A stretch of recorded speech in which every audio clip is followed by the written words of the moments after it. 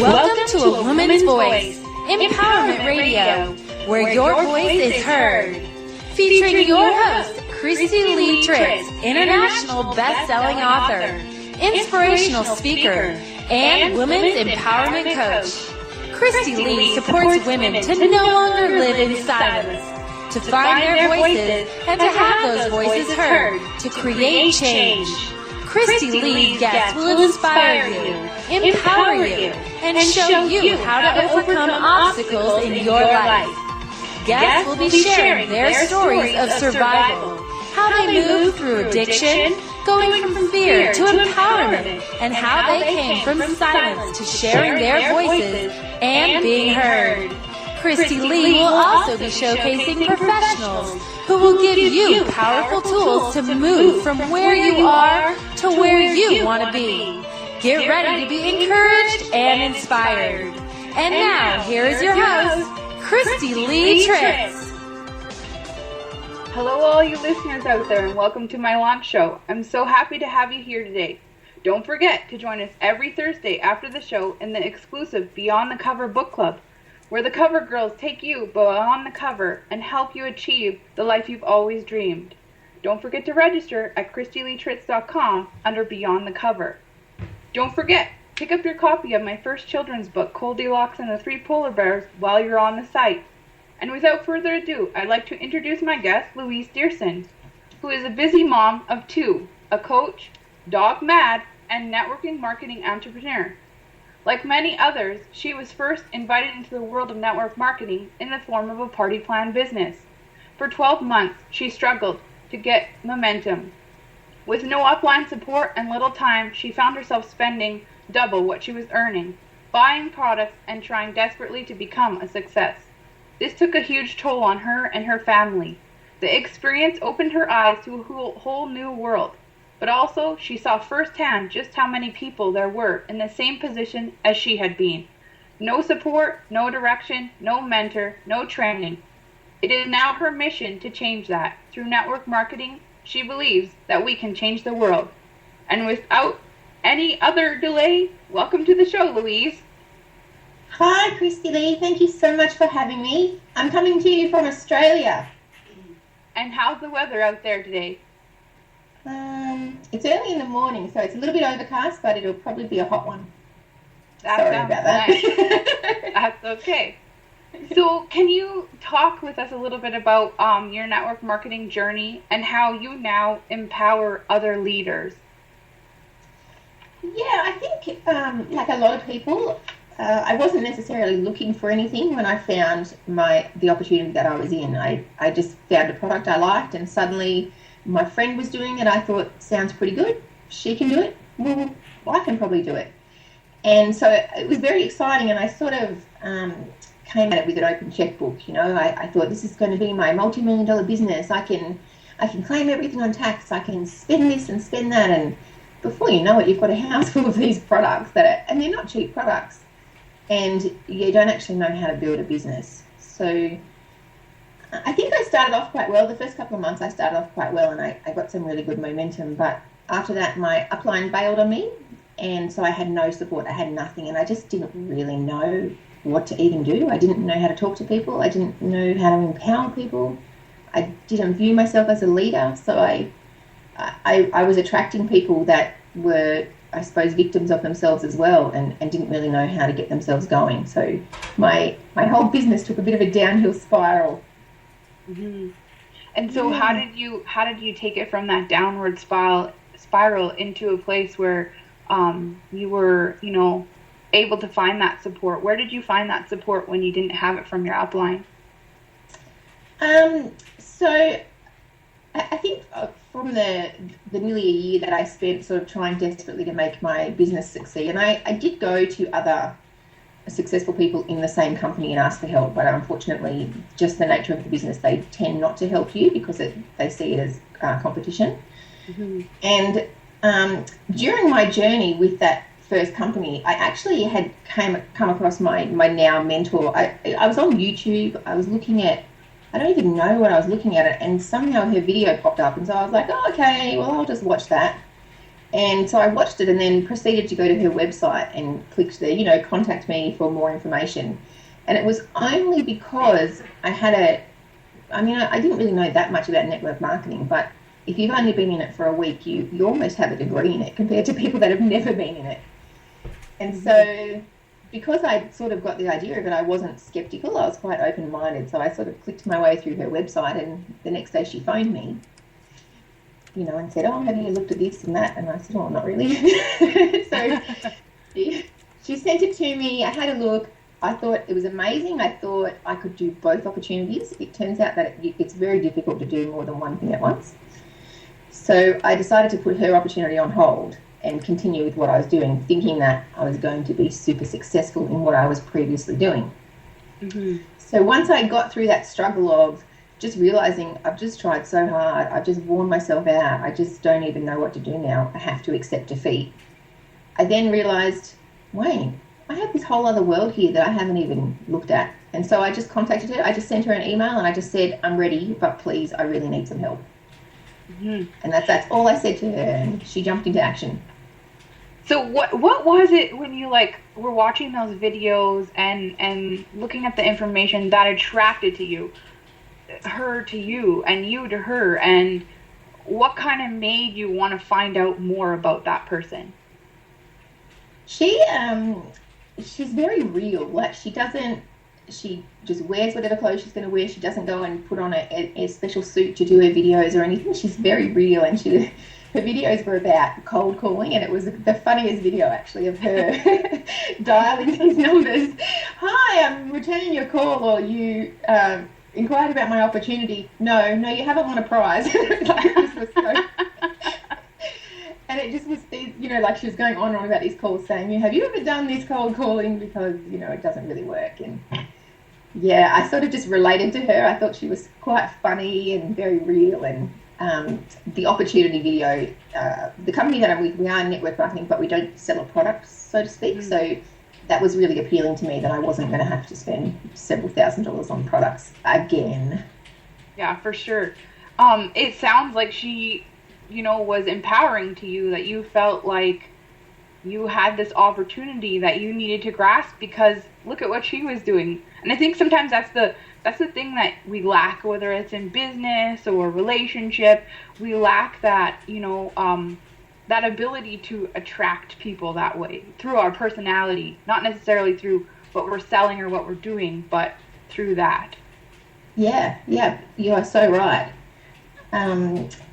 I think too, she's got nearly 10 years in network marketing, and she also has a story of being with the company and just feeling like she was on a hamster wheel. So when she started to tell me, "Oh, I was with so-and-so company," and even though I was doing all the right things, I just seemed to be getting nowhere. So I was like, oh, thank goodness, because you always question yourself, like, if everyone else can make it work, why can't I make it work?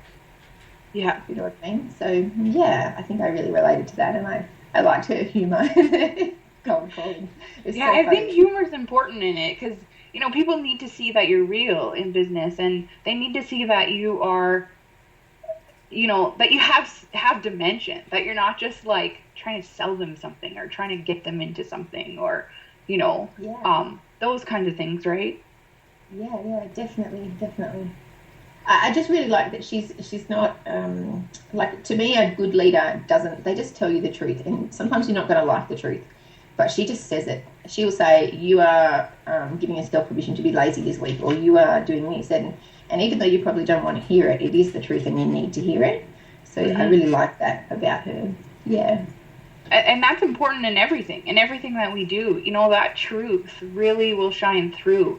And when you're able to tap into that part of you that's able to express that truth to those people that are around you, because we kind of live in a society where we sort of keep quiet, and we don't really talk about things, and we don't really, we just kind of, especially I find sometimes as women, we just sort of shut down and shut out. Does that make sense?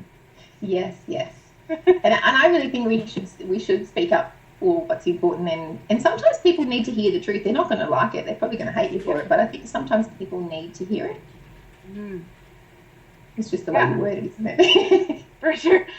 It totally is the way you word it, because, I mean, there is a certain way of telling people the truth that's just going to make them want to, like, probably punch your lights out. But then there's, like, another way of telling somebody the truth that's going to help them grow, and it's going to help them find their own voice, and it's going to help them, you know, achieve that, even if it's a small amount, but achieve that personal, you know, empowering feeling where they feel like, oh, you know what, you're right, I have been doing that, and maybe they'll ask you, how can I make that better? What can I do? And now you even get to share further with them, building that relationship with them. Yes, that's so true. Have you seen Simon Sinek's talk with Start With Why? I think it's a book too. I haven't read the book, but it's a talk. Have you seen it at all on TED Talks on YouTube? I don't think so. I haven't. Not yet. I'll have to put it on my list. It's really good. Yeah, you should. But he talks about, you know, people don't buy what you do, they buy why you do it. Mm-hmm. And, you know, sometimes you just, like, I can hear what he's saying and I can repeat what he's saying, but I don't know how to put that into practice. And so sometimes you just need someone to say, no, it's just like your vision, or it's just like your other exercise. And then you go, oh, now it makes sense. Mm-hmm. So I think it's the same, isn't it, with feedback? If you just say, you know what, why don't we try this? Let's go in from this angle. For sure. It's almost like, you know, like a personal trainer, for example, in a gym. If you're doing, like, a squat wrong, and it could injure your knee, they're not just going to stand there and let you do it. They're going to tell you, you know what, you're mechanically incorrect here. This is how we have to fix this. This is where your knee needs to be. This is where your hip needs to be. This is how you need to angle, like all those kind of things. They're not just going to let you do it. And it's the same thing with, like, you know, our personal lives. If you have a friend that's a real friend that wants you, you know, to have a good life, they're gonna give you that guidance, but they're not gonna, like, take your body and move it. Like, you actually have to do the action, right? Yes, and that's a really good like analogy, because you would never see a personal trainer in a gym just kind of turning their back, going, yeah, well, you know, whatever. But so often we'll see someone and they're almost heading for disaster, but we go, oh, I don't want to upset them. Exactly. Yeah. And I think that plays a huge part. It's not really the other person, it's our own personal, like, eeks. You know what I mean? Like, should I say something? Because it might hurt their feelings, or should I not? Or, you know, and that comes out in a lot of areas. You know, if something, for example, traumatic happens to us, usually we just clown down and be quiet, and we don't share that, but that shared story could help somebody else. You know, like, we just, you never know what's going to come out of that truth. Yeah, absolutely. And I don't know if I've talked to you about this, but I have 2 children, and so my youngest is 2, and when I was pregnant with her, my partner actually was diagnosed with cancer. He's totally fine now. He's perfectly well. But I know it's a really good example of sometimes things happen in your life and you don't know why they're happening. You're not feeling very happy about it. But it might just be that someone else needs to see you as the example to go and get themselves checked out. Yeah. And, like, for him, I mean, he thinks he's not very lucky to get that, but I think he's extremely lucky to have what he had and it be cured and he'd be well. But just out of it, so many people went and got themselves checked out and actually caught early signs of, you know, changes that could have been, you know, really awful later on. So sometimes we just have to share, even though people don't necessarily want to hear it. I think some people do want to hear your experience and be able to relate and know that you're human. Right, and that's the thing, there's a human aspect to it. I know when I was a massage therapist, like, we were taught to look for signs and symptoms of skin cancer.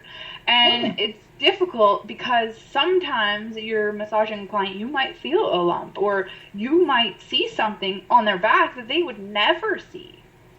And if you don't mention something, they could have went through their whole life not getting that checked, and it could be completely preventable. But if you don't use that voice and you don't use it in the appropriate way, then all of a sudden you have somebody who comes back to you and is like, oh yeah, you know, I'm suffering with this, and then you feel guilty because you didn't say something. Yeah, but then there's also that line, isn't there, of how you say it, because they can get offended that maybe you're looking a bit too closely at them, and then they feel vulnerable, and that whole can of worms, doesn't it? Yeah, no, most of the time I knew my clients very, very well, like they would always come back, but I wouldn't say it to you like if you came the first time. I would be like, you should really get that checked out. But no, and most of the time we had like little scripts that we were told to say, so if, for example, we noticed a mold change or something, we would ask them, do you know about mold changes? Do you know what to watch out for? And they might say no, and then that allows you to say something different, kind of thing, right? And it's the same thing with, us as people, mostly as women, holding things back. Like, if we just say that one thing, it might lead to another thing, and then all of a sudden you have this open conversation that isn't as scary as you thought it was going to be. Yes, absolutely. And I think too, as mothers, we've all experienced that when you're expecting a child, that first 12 weeks when you're so excited you could almost burst, and you're so terrified that you could almost burst, but you don't tell anyone, because if something goes wrong, you don't want anyone to know. And I think I did that with my first child, but my second child, I was like, no, there's a scan that says there's a baby in there. I'm just going to tell everyone, because if something doesn't work out, I need that support. Yeah. But, yeah, and that's it just happens so much. Yeah, for sure. Like, especially with that example, like you hear so many people saying, I'm not going to say anything till I'm like 3 months, which is okay for them, to choose that. But if you do end up losing that baby, like, you have, that support. If you have told people, you have people around you to, help care for you, because it's an emotional roller coaster going through something like that. Yeah. And it's a really good example of how often women keep it to themselves and don't seek help. Because if you actually said, to your friends group, something really awful's happened, and, I've lost this baby or whatever, you'd probably find that 9 out of 10 of those women would have either a story of their own, or a friend, a sister, a mum, a cousin has gone through the same thing. So exactly, yeah, and it's kind of sad, because it's almost like we feel like we have to protect everybody else. Yeah, why is that? I'm not really sure, but I'm really happy to figure it out. You're the expert, okay? I think in part because, especially as women, we say, we have to be strong. We're shown, okay, you have to be strong in every area of your life. Whether that's business or personal or family or whatever it might be, you have to be strong. And being strong means you don't say something if something's bothering you, or you don't stand up for yourself or whatever. That's really not being strong. What's being strong is allowing your voice to be heard and say, you know what, husband, I need you right now because I'm feeling the loss of this child, or, business partner, I need you right now because I'm feeling overwhelmed with all the work that's been piled on my desk. There's nothing wrong with saying that you need that assistance, but for some reason it's been kind of sort of put onto us that being quiet is being strong. Yeah, I think we need to change that. Let's get to work changing the world about that, because I think it's almost too like people don't feel comfortable to say no, but saying no is really important. You need to know, this is a great idea, or I'd love to do it, but just not right now. It's not a fit for me. Right, and that it's okay to say no. Yeah, it's more than okay, isn't it? I think it's really important to just say, not right now. Yeah. Well, because you know yourself better than anybody else does, you hope, right? Yeah. It's ingrained, isn't it, that no is such a negative, the world's going to come crashing down, and but I think it's really important to just go, you know what, no, not today, not tomorrow, not next week. Do you have an experience that you can share when you said no and what you felt like afterwards? I actually just last week we've been working super hard. We're doing in our network marketing team, we're doing a 90-day business blitz, and it's about creating really good habits of being consistent in what you put out to the world and getting yourself known. And if you look at someone like Eric Worre or Ray Higdon, you can see they are so consistent with what they do day in, day out. So and it's hard, like there's tasks that you've got to do every day. It's really hard to get them done around your family, around all these other things going on. And just last week, it all just got so hard. There's a new system that, like your upline says, oh, hey, we're going to do this, jump on this webinar. So you automatically go, of course, I trust you. I absolutely respect your opinion. I'm going to jump in and do it. And I did do it. And I'm in the process of getting some contracts for a women's networking. It's like an event, a monthly event thing. So we're buying the franchise for it in where I live in Canberra. Mm-hmm. And I just suddenly went, you know what? I can't do all of this at once. I have to say, I'm not going to revisit this franchise till next month. And the new system that we're trying, it's not the right fit for me right now. And it's totally okay to just say, it's not a right fit for me. I've just got to focus on my other things first. Mm-hmm. What did you feel like after you stood in that and you stood in your no and you stood behind that decision?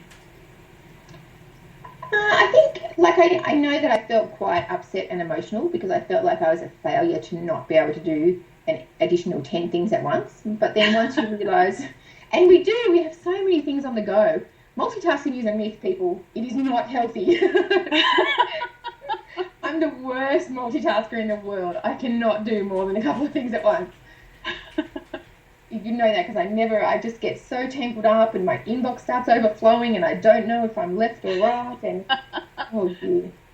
But yeah, as soon as I decided, you know what, it's not that this system isn't a great idea, it's not that it's not going to help me in my business, it's not that it's not going to help my team, it's that right now I've got so much on that I can't, trying to get onto those webinars and do the training and get on sites, it's too much. And so I felt much better. I felt like I had real clarity and I could get back into my activities almost right away.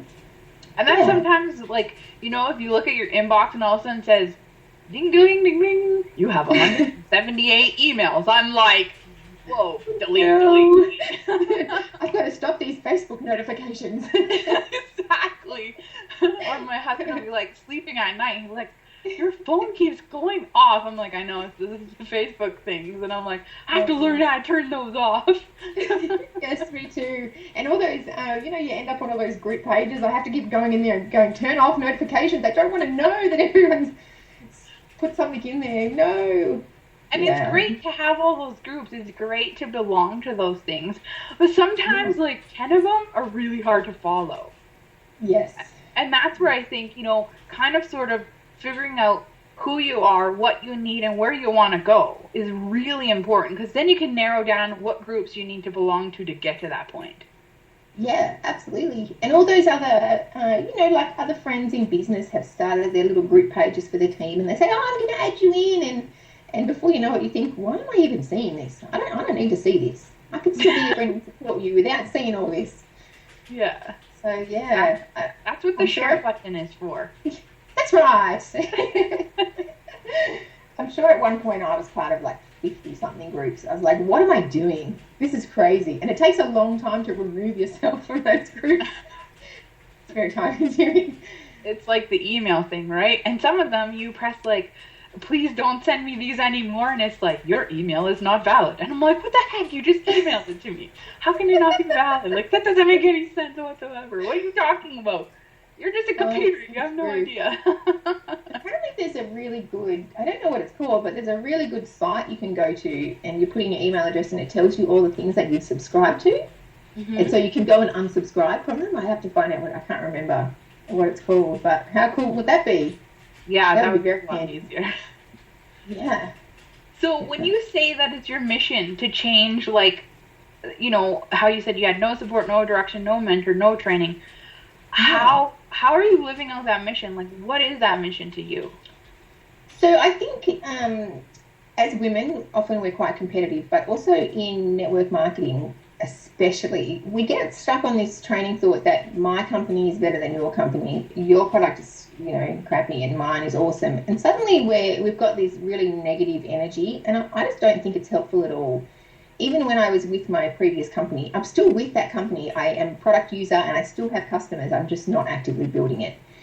But even when I was with them, I mentored and helped so many people from other teams that didn't have an upline because I knew exactly what it felt like to join a business and have no one to even show you how to proceed forward.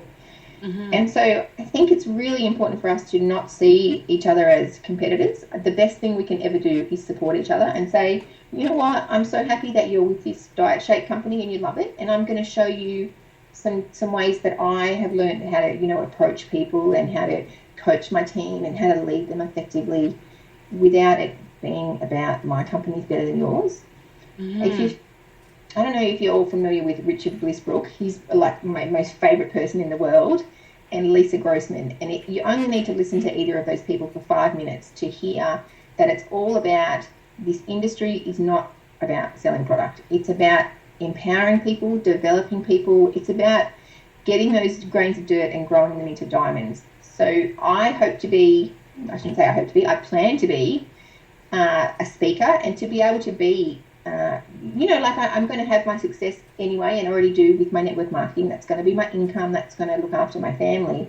But once you've made that, I think the most important thing you can do is contribute back to the industry and the profession by coaching people and training people and teaching them that it's not about getting in people's faces and trying to sell them a product. It's not about putting stickers all over your car, and that's not the way to build relationships. That just really annoys the heck out of people. And so I think having a lot of good like mentors in the industry do have websites. You can get to their audio, you can connect with them and ask them for tips, and they have books. And like Richard Blissbrook sells his books for like $2 because it's never been about money. It's about helping people to learn. And so I hope to go down a path like that, where I'm not coaching people for the purpose of making money. I'm coaching them for the purpose of bettering our industry, protecting what we have. And I hope within, just a few years, every single person in the country will be part of several network marketing companies, whether they're product users or actively building. Right. Yeah. And it's important because, women are like the largest consumers of products, but we are also relational people. And so if you're able to build relationship with that crowd of people who are, going to be the consumers, most of us, are going to be those consumers, then you're doing awesome because you've reached the people that you need to reach. And, yeah, absolutely. People really think it's about getting the sale and ringing people up to get the sale. And it's not about that. It's about saying, I've been doing this thing and it's going great for me. And you know what? You probably couldn't think of anything worse than doing this as a business, but I bet you're going to love this product. Yeah. There's no pressure. There's no, fallout in friendship. There's no nothing. So we really have to teach, especially the industry. We really got to get people, doing it properly and protecting what we have.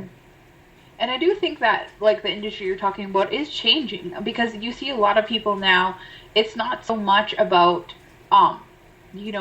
the chase. It's about how this helps you and how this can truly transform your life. In a lot of circumstances, there's people who have amazing stories of just utter, like, health issues that, by taking something that is different than buying it on the shelf. You're still buying it. It's just in a different area and different format.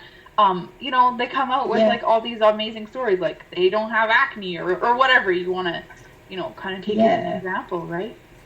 It's so true. And I used to, and I don't know where I got this preconceived idea, but I used to think in Australia, right, Amway is known as like the sham company. I don't know why. I, even up until a few months ago, thought it was a scam company. In reality, a scam company can't hang around that long because it's going to get shut down. But I think in Australia, when Amway was picking up, I think that there may have been a few rogue sort of people in there that were selling something that didn't exist, perhaps. Anyway, so I think there's this really big misconception that, and I used to have this, that if you buy from a network marketing party plan or through your friend, etc., you're getting a inferior product at a premium price, when it's actually the other way around. It's that most of us are not aware that $3 bottle of Sorbeline cream at the supermarket actually cost about 4 cents to make. Yeah. People, they don't understand how that whole, from the supplier to the manufacturer to the warehouser to the marketing, etc., they don't understand how that all works. So they think that they're being ripped off. Well, and you look at ingredient lists. We won't get into that either. But, I mean, that's a whole nother show all by itself. Like, I am so much, like, I don't know. I'm so much passionate about, putting on your body and in your body what it really needs. Not, like, things that are just to fill it so that they can charge $10 when, technically, like you said, it only costs them 4 cents to make. Becoming aware of those things, because as our children grow up, we have to take care of them. Yeah, and absolutely. That's one way that we take care of them is through what we allow in our home. Yeah, definitely. I think too, I had someone say to me recently that they thought that the company I was with was, they didn't think it was very good and it wasn't going to hang around for long because it didn't have a miracle product, so to speak, whereas they were selling a skincare miracle product. And I mean, I don't necessarily agree that you need a miracle product. You only need to look at something like Avon or Mary Kay. They don't have any miracle fat blasting, age reversing, products. And look how long these companies have been around. They've been paying people millions a year for 30 odd years. So I don't necessarily think that you need a miracle product, but if you look at a lot of the good companies that are growing really good diamonds, it starts with them. I shouldn't use names, but I'm going to say Plexus is a really good example. Plexus Slim. You see that just by drinking this pink drink that's got a bunch of special things in it that can help to settle down your sugar cravings and change your health. People are going from being skeptical that it's going to work to losing weight, being able to approach their friends about it, suddenly becoming a leader, earning an extra income, and their whole life has changed. Mm-hmm. And so we get so caught up on, it's just some sham, overpriced product that's not going to work. When in actual fact, look at the way that's changing lives. It's really empowering people to become what they would have never had the courage to become.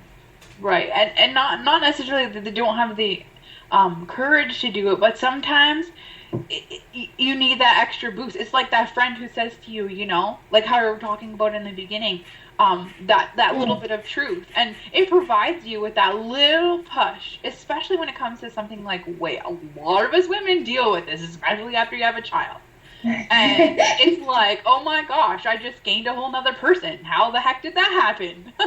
And the other person is not in me anymore.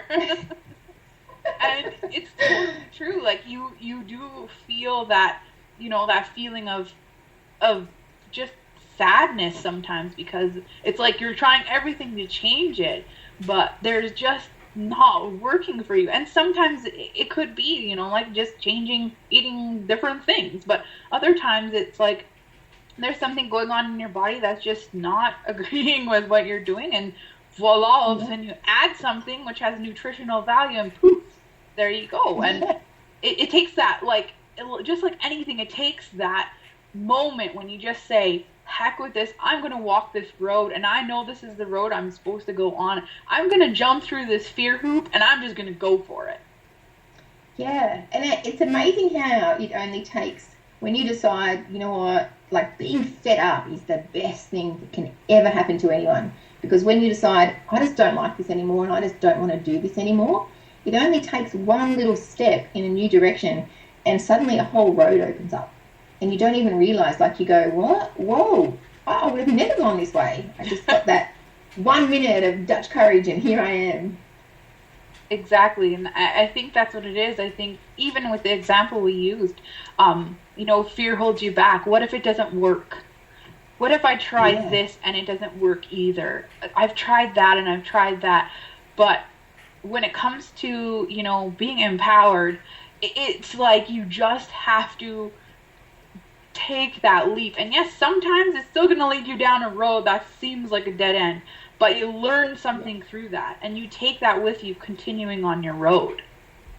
Yeah, absolutely. I think, like, all of us have it within us to be a leader and to get up and empower people, but we also forget that for anyone to be a leader, they need at least one person to follow them. And sometimes like people that are not necessarily the most confident or do second guess themselves a little bit say, well, I'm not a leader, I can't do that. But what they don't realize is if they just saw what someone else was doing and liked it, all they had to do was walk beside them. And that's going to, bring them up to basically a leader as well.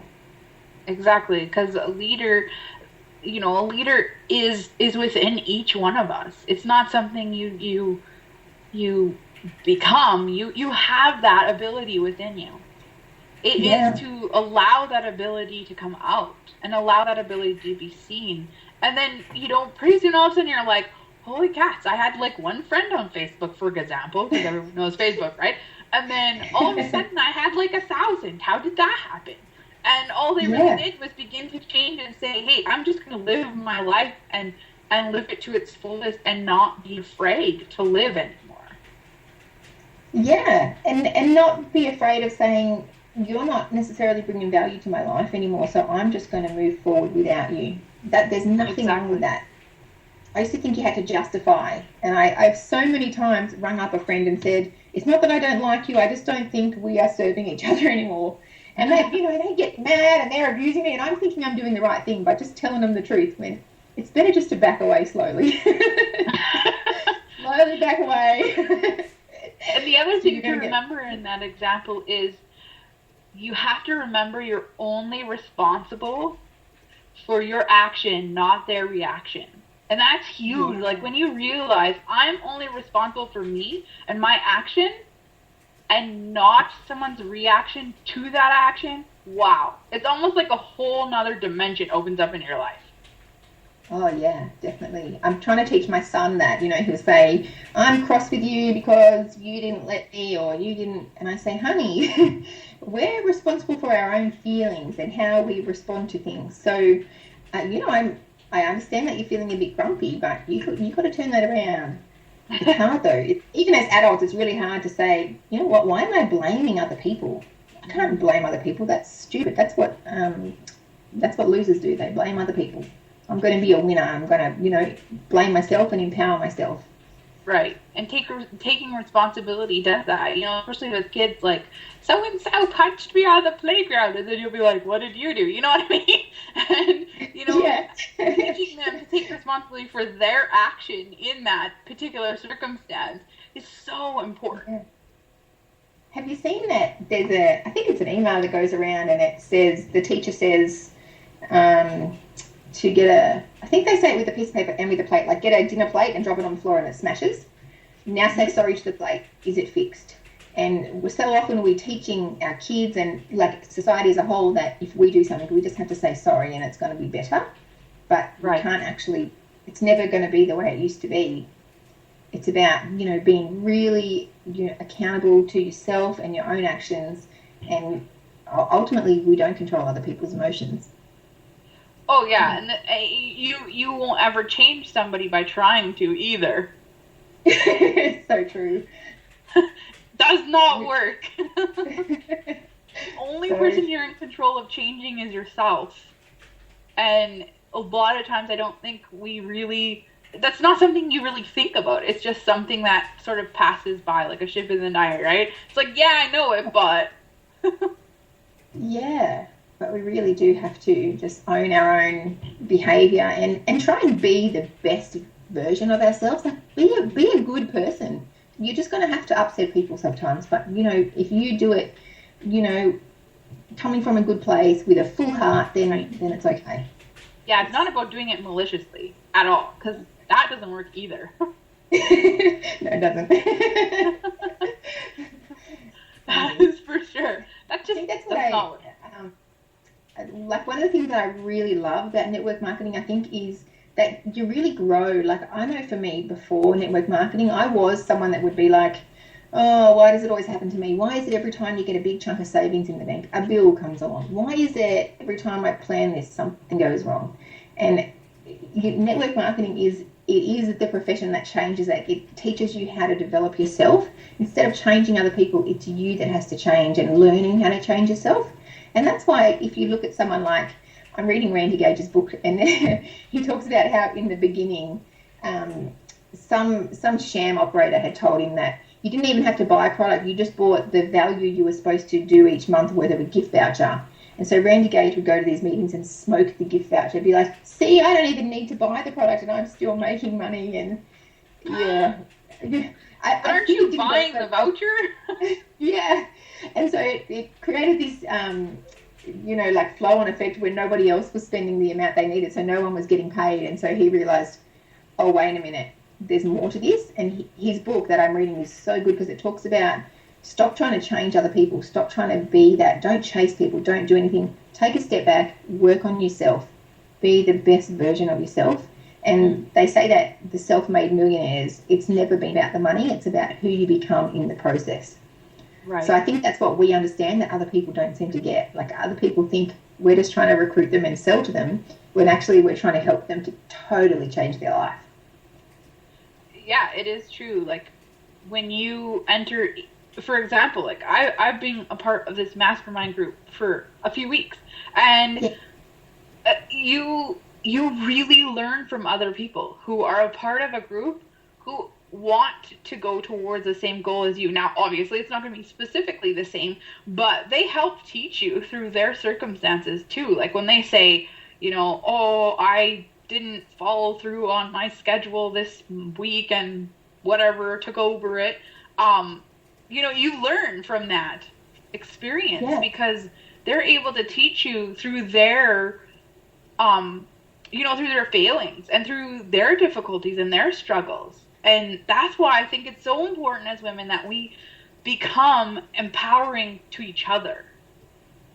Yeah, and I think we're drawn to people that have that struggle story. Like, we're drawn to that from rags to riches story. But we all actually have that story. It's just that a lot of us, we're too nervous to share it.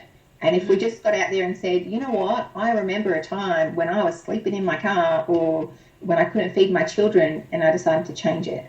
Yeah, exactly.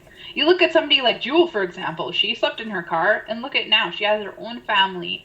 She's successful. Yeah. It's all about, like what we said, taking that step forward, that leap forward through that fear, through all those questions, through all those unanswered questions, through the unknown, and just saying, let's do this. Yeah, just I want something better than this. I want more. And I don't know what it is. I think it's women especially, we get a bit possessive about our own information. Like, if I learned something, then I'd be like, well, I'm not telling you, you can read the book yourself. Where in actual fact, the best thing you can do is share that knowledge. Yeah. So, but it's hard. It's a really hard shift to make, to go, you know what, the best thing I can do is share it, is get my story and let people learn from it rather than be selfish with it. And not only that, when you share that, you're learning, because the thing is when you practice something, which sharing it is practicing it, it becomes a part of you over and over and over. And, you're sharing it with other people who will hopefully share their story with you. And then you're learning from that experience too. It's almost like a circle. It's just going around and around and around. And you keep adding more people into this circle. And then pretty soon you're like, wow, this is like so fascinating. Yeah, absolutely. Absolutely. We just have so much to learn from each other, I think, if we just, let our story come out and be prepared to listen and genuinely listen, not looking for that sales pitch in between, just listen to, where everyone came from. Yeah. And know that we're all different. We're meant to be on a different path. We're all going different places. Mm-hmm. And through that differences, though, everyone learns. Because we're so different. That's what makes it so unique. And, like, I don't know, I just love it. You're so cute. I just love it. I love it, like, a lot. It's like one of those things where you start talking to somebody and you're just like, wow, they're so captivating. What is it that captivates you? It's that thing that's behind them that says, I'm going to do this. I'm going to, stand out there and share my story on the little soapbox like in the olden days and just like, whatever you're saying, right? And then pretty soon a crowd is gathering around you that you didn't even expect was going to happen. And now you're surrounded by people who become your support system. Yeah. But if you don't reach out in that first, if you don't reach out and take that first step forward, you're an island. You're standing there completely alone. Yeah, it is so, so true. I am terrified of public speaking, like petrified. And I started Toastmasters this week, and I'm sure you guys have Toastmasters over there. It's actually really good. Have you ever been to it? It's really cool. No, but I've been thinking about it. Oh, you should totally go. I was like, this is pretty cool. And I was just saying to my upline, actually, that I think from being that person that walks into the room and wants to slide under the desk and not be seen, to at the end of it saying, yeah, I'll volunteer to do that bit next week. I think it's such a, like, they do, I don't know what it's called because I'm only new to it and I did write notes, but of course I don't have the whipping. But they do, someone has to choose a word, and then you sort of give the definition of that word and the adjectives and blah, blah, blah. And then through the course of the session, people try and use that word in their speeches. So I put my hand up to choose a word, and I was like, you know what? I've been so terrified of public speaking my whole life. But as soon as I decided, you know what? I'm going to have to get over this and just decide to step up, suddenly all these things start opening. And before you know it, instead of running away and wanting to hide under the desk, you're putting your hand up saying, yeah, I'll do it. What the hey? You're like volunteering. Yeah. Whereas I think that's what I was thinking to myself when I was driving home. Isn't it great being an adult? We all think, oh, wouldn't it be great to be a kid again? You don't have to worry about this, you don't have to worry about that. No, but somebody else makes every decision for you. So as an adult, we decide what we want to learn, who we want to spend our time with, you know. I was like, aren't we lucky to be a grown-up? It's good. That's powerful. That was really awesome. I'm going to remember that one. I used to always say the best thing about being a grown-up is that you can buy whatever you want at the grocery store. I'm sure your kids are like, I don't want to eat that. You know, because when you're a kid, you'd be saying to your mum, can we please buy like a packet of twisties or something? And they'd be like, no, you don't need that junk. Yeah. But then when you're a grown-up, you can be like, well, if I want a packet of twisties, I'm having a packet of twisties. You're like, I need that junk today. But then you have a whole nother problem with muffin top, which I've got going on. But remember, you still get decisions and choices. You can say, awesome, I ate the twisties, now I get to exercise them off. Totally. So, yeah, I think Brian Tracy has a really good speech, and he says that half of everything we know today is going to be irrelevant in 2 years. And that was a big, like, whoa, for me. Wow. That we got to keep learning, but instead of learning, you know, in school they make you go to all those classes and they're not that exciting. We're so lucky as adults because we can just decide what we want to learn and we can apply ourselves and we're excited to be there. And yeah, I was excited that, you know what, here I am at Toastmasters. You know, I feel like I need to vomit because I'm so nervous, but I'm doing it. Good job. I'm proud of you. That's awesome. That gives you like a virtual pat on the back, pat. Oh, thank you. You're welcome. But what a contribution. Like I thought to myself as I was sitting there, what a contribution. There's people there that give their time up every fortnight to attend these meetings that are very experienced. And I thought, what a contribution to the community. I'm going to have to make this part of my fortnightly routine forever. So that all the other people like me that walk in the door and try to hide under the desk, you know, have someone to help get them where they need to go. So, yeah, I think it's amazing how doors open up for you and you say, I never thought I'd be on this path, but gee, I'm excited to be here. Mm-hmm. Yeah, that's totally true. I'm sure you've had many of those moments, like right now on the radio. I never thought I'd do this. Yeah, I totally think that. Would you read my mind or something? I 100% agree with you. I'm like, I would never be able to do that. I'm too shy. And you know what it takes? It totally takes, like, just doing it and moving past that fear block. It's almost like fear turns into a wall in most of our lives. And, you know, each circumstance that we get chastised for or whatever might happen and we put one of those bricks on, pretty soon you end up as a grown-up and you can't even see over the stinking wall anymore. And there's, like, no life because, yeah, you can't grow anything in an enclosed wall. And then one day you just have enough and you start punching down some of those bricks and you look out and hey, there's grass and there's trees and there's all these things you were missing out on. And it's amazing what kind of opportunities will come your way when you just take that step forward and having those people around you that support you in that step forward. Yeah, and I really think that you attract those people and attract those when you decide, you know what, I am just going to do this. And it was one of the big things for me with my first company. You know, I was desperately trying to get to the top of the company, but interestingly, I could never actually visualize myself being at the top of that company. I never saw myself as being that person. I just thought if I get there, everyone will shut up and say, oh, well, I suppose she made it. Maybe I should join too.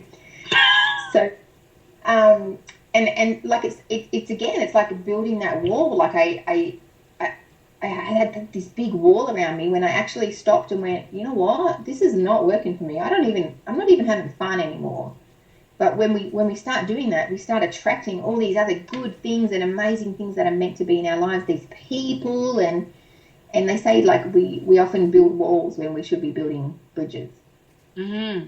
So yeah, so I always think whenever I'm thinking, don't put a block up now, just go, okay, well that's great, let's see how it works. Exactly. And you don't know, and like some things won't work out, but you learn from those circumstances. You learn from those occasions when you're like, you know what, I did do what I needed to do, and I took that leap of faith, and it just wasn't for me. And that's totally okay too. Yeah, absolutely it is. Absolutely. And again, it's that being an adult and being able to say, that was a really good experience. Maybe it didn't work out, but God, how much did I learn? And I met these great people, and I used to foster dogs. I don't know if I told you this, but so, they rescue them from the dog pound, and then you have them in your home and you look after them and get them fat and healthy and then find them new homes. I actually have a few. I own 3 dogs because of this, because I couldn't let them go. And, when I look back on that experience, I initially started it because I had a dog that had separation anxiety and I wanted him to have a friend. And when I look back on that experience, I look at all these amazing people that just fostering brought into my life that I would have never met. I'd have never known them. And I just think, wow, not only do I now have a house full of dogs that are my own, but I also met people and I got in situations that forced me to grow and, instead of being the child and sort of slamming the door and saying, it's too hard, I don't want to do this, I had to be like, okay, well, we're still committed to this, so let's see it out. Yeah. Exactly. That's awesome. And now you have 3 cute little puppy dogs that you get to love. You say they're cute. One is like big. He takes up 2/3 of the land. He's not little. We always say that he chose us. He's got some issues. He's very sensitive to, like if somebody comes into my house and the family has started to feel uncomfortable, he's really sensitive to it. He really picks up on it, and he'll actually get that person out of the house. He'll growl at them and he'll follow them around. He's very sensitive. Really? Yeah, wow. He's my baby. He's this gigantic dog, but I call him my little baby. But yeah, he's really sensitive. But I say that he chose me because I don't know anyone else that would have wanted him. It's kind of funny how that story can turn into like what we're talking about, because we let dogs be like that and have their own personality and be sensitive, but then when it comes to a woman who's sensitive, it's like, what's wrong with you? Yeah, and why is it we make exceptions? Like I found myself recently, I have someone in my team, and normally I don't do like business kind of meetings at my home. I've got young children. I find it all a bit too hard. And I find that it doesn't feel professional anymore. It's better to be at a location, meet at a set time. This is the agenda. This is what we're working through. Off you go. And so I started making exceptions for this person. Like, oh, okay, well, pop over on the weekend and we'll talk through it. And my dog doesn't like this person. He's been quite uncomfortable with this person. He will not turn his back on this person. And I find myself, instead, I should be listening to my dog. My dog is saying, I'm not comfortable. But here's me suddenly justifying it. And I just went, you know what? If my children said, I don't like this person, man, I would have that person out the house in 2 seconds flat. Right. So, I had to stop and go, my dog is trying to give me a sign, and yet we always keep making exceptions instead of standing by what we believe in. We get a bit lenient. Oh, but I like that person. I don't want to be mean to that person. Oh, that's not fair. No. Exactly. No, you have to stand by what's right and just say, this is not okay. This is not okay anymore. And there is that built-in internal thing, just like with your dog, there's that built within us, each one of us too. And, some of us have not listened to it for so long that it's almost like we don't have it, but it's still there. And the more you learn to listen to that, the more you realize how important it is in your life. Yeah, and you don't have to justify why you don't feel comfortable with it. Like, and I don't know why it is that we think, oh, well, I can't just say no, that doesn't feel comfortable, because that's not legitimate. actually it is legitimate. You can just say, this doesn't feel right. I'm not going to go ahead with it. Exactly. I mean, sometimes it even happens with places you go to. Like, I remember once going somewhere and there was people there and I was like, I do not feel comfortable here at all. And, you know, I think it's so important that we listen to that part of us because it's telling us something's wrong. Yeah. And I don't know why that we second guess it and go, oh, it's probably just, I'm just having an off day. Or I'm probably just, no. We, especially as women, you know, like we've got to protect our families and like we have to just tune into that and just go, this doesn't feel right. I'm not doing it. Provided it's not a fear. You know how we have that fear like, oh, this just feels uncomfortable because I'm a bit scared. That doesn't count. No, that totally doesn't count. That's a totally different topic. Yeah, but that little gut that says, that gut feeling that says something is not right here, we just have to trust it and just run. I say just run. Exactly. Sometimes you have to take that literally too, hey? Like, if you're walking down the street and some guy is like behind you and you feel that uncomfortable feeling, get out of there. Like, find another person, go into a store, or like hide, but do something, you know what I mean? Yeah. But yet again, there's so many situations where we would get ourselves into, and even though our body would be saying run like hell, we'd still be standing there going, I might look stupid if I run away, or no, we got to really, I think we all have it, we just have learned to sort of suppress it, haven't we, and ignore it over time. I think this is a whole nother topic for another radio show, just that alone. Totally. You could get like a medium on and talk about it But it's true, like, especially as women, like, if a guy feels uncomfortable with something, he will let you know. And they just say it, don't they? Like, a guy will just say it. Yeah, no. But we go, oh, well, I don't want to upset anyone. I don't want to hurt anyone's feelings. Like, poof. And the thing is who comes out the most hurt? Yeah, so true. It's you. And, you know, sometimes it gets you into circumstances that you never wanted to be a part of. And you never thought you would be in. And, you know, and then in the end of that, now you're having to deal with whatever that was. And it adds so much more to you. And the thing is sometimes I'm not sure if people know what that really is, and maybe teaching people how to listen to that and know what that is and why it's there is going to be really important, right? Yeah, absolutely. I so agree. It's so right. And it's happened to me. I'm sure everyone has an example of when you've sort of gone, oh, I'll just let this slide because I don't want to be rude. And then before you know it, you know, it's escalating and everyone's feeling uncomfortable when if you just from the start said this is not feeling quite right. Exactly. Yeah. But so should a man would just be like, yeah, I don't think so. That's not going to happen here. But as women, I wonder why that is. Why do we feel we have to nurture everybody in? I also think to be a leader and to be able to empower other people, you need to be able to say, you know, stand up for what's right. Here's an example of when I did it. So other people go, oh, yeah, she's been in that too. I'm going to follow her. Not that person's a pushover. I'm going to be a pushover too. So I have a quick question before we end here. We only have a couple minutes left. So I wanted to share with our listeners your website. If you can let them know what that is and where they can find you after today. Oh, you're so sweet. My website is www.louisedeerson. It's my surname is spelled DEERSON.com, and you can jump on there and you can find me on Facebook and comment on my blogs, and I always love making new friends, so feel free to reach out to me. Just have a chat. Yeah, it'll be great. It's been lovely chatting to you. It's now nearly 8 o'clock in the morning here in Australia. What have you got, nearly 4 p.m. or something? No, almost 2 o'clock here. Oh, 2. Oh, okay. I was a bit ahead of myself. So what I'll also do is I'll put a link to your website on my website as well, and that's KristyLeetritz.com. And then I'll put that on the radio show site of my website for you as well, so that it makes it easier for people to find you. Thank you. That is so sweet. And if anyone doesn't know about you, Kristy Lee, she's an author and she has got some pretty great books. I've been reading one of them, and I do love it. I get a lot of golden nuggets out of it just reading one person's sort of story. So definitely worth getting a copy of that.